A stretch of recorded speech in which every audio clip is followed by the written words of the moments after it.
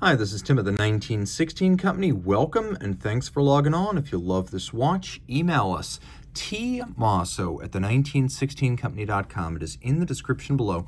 Your purchase and pricing email question line for buying this or any watch you see on any of our platforms. Please reach out to us directly. Email Mosso at the 1916company.com for pricing.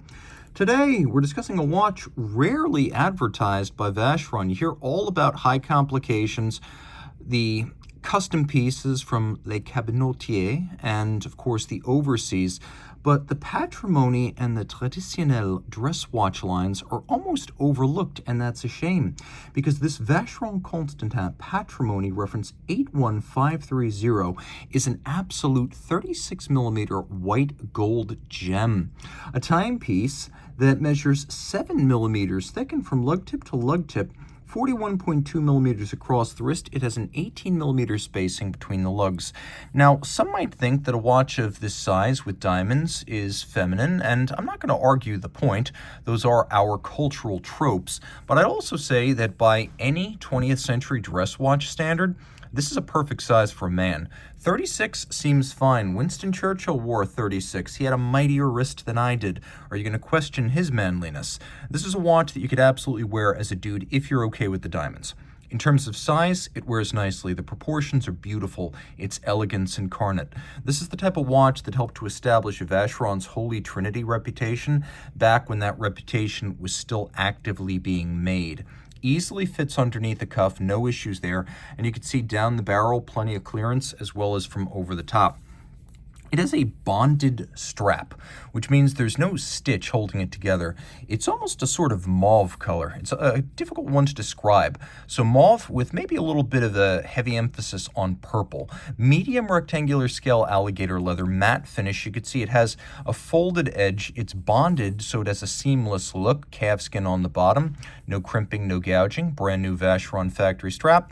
We have a Vacheron white gold Maltese cross style pin buckle right there. And you can see in profile those lovely set gems. Now they're actually pretty subtle because on the wrist from even an arm's length, they really don't declare themselves, but they're there. They're there and they're beautifully set, and I'll get as close as I can with my zoom here, hopefully not corrupting things too much, but they're really quite nicely laid out between the lugs and along the case band. You could also see that the case has a little bit of a tumble home from top to bottom, a little bit of a bowl shape, and we have these strong angular lug profiles with a very flat, semi-inward stepped conical bezel profile. Vacheron Maltese cross on the crown. Note a little bit of countersink of the crown so it doesn't stick out obtrusively. On the dial side, we have little indices and hands, as well as Vacheron Maltese cross logo in white gold, so they will never tarnish or oxidize. This is the Patrimony. Once upon a time, Patrimony and Traditionnel, they were one line. Now, Patrimony features baton hands, so that's what you're looking at here. When you see baton hands, you're looking at Patrimony.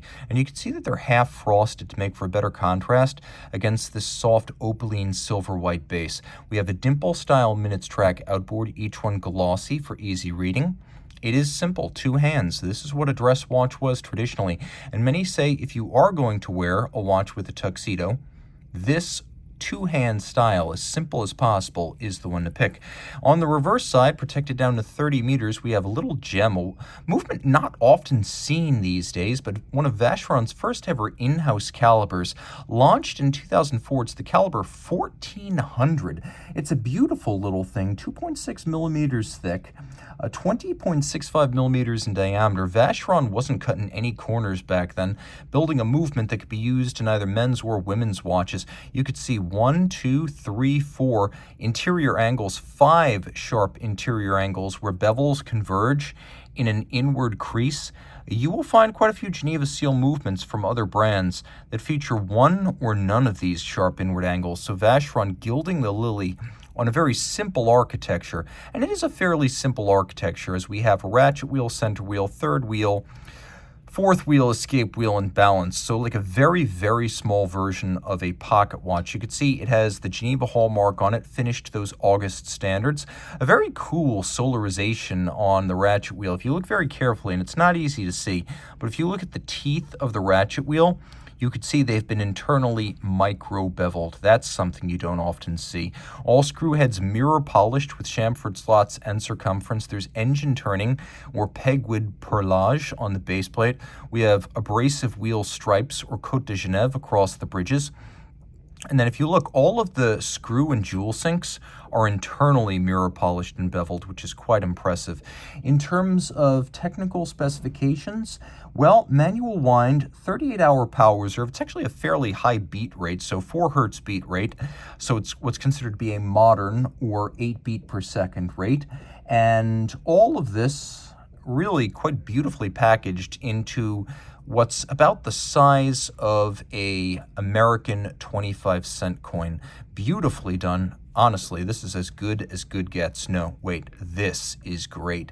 If you look carefully, you can see underneath the ratchet wheel, there's also solarization on the barrel, so nothing overlooked, even in places where you mostly can't see the details. The bevels are broad, mirrored, and truly hand-finished. Very special. If you love this watch, reach out to Team Mosso at the 1916 Company for purchase and pricing details.